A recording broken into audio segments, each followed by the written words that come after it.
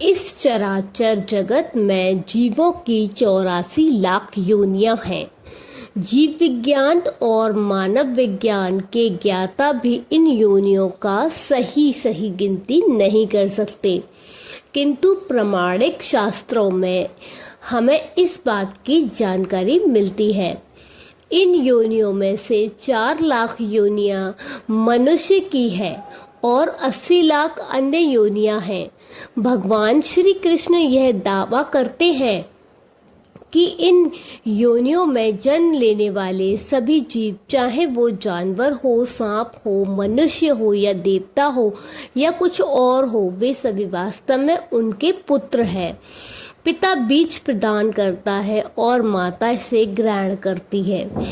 माँ के शरीर अनुसार नवीन शरीर का निर्माण होता है।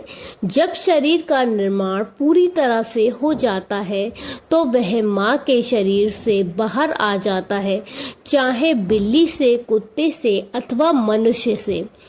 पीढ़ियों का यही क्रम है।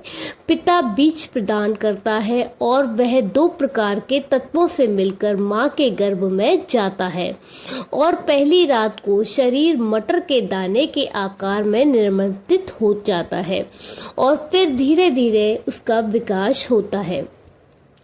शरीर में 9 छिद्र है जो विकसित होते हैं। 2 नाक, 2 आँखें, नाक, मुंह, नाभि, लिंग और मूलाधार।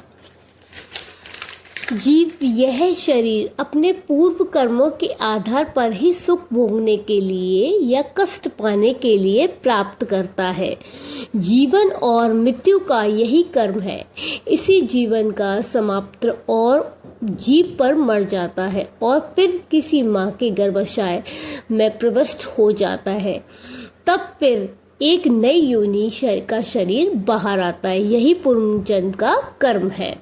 हमें चाहिए कि हम खूब परिश्रम करें ताकि मनुष्य जन्म से मुक्ति मिल जाए, जन्म और मृत्यु, और हमें योनि परिवर्तन के इस चक्र से मुक्त हो सकें।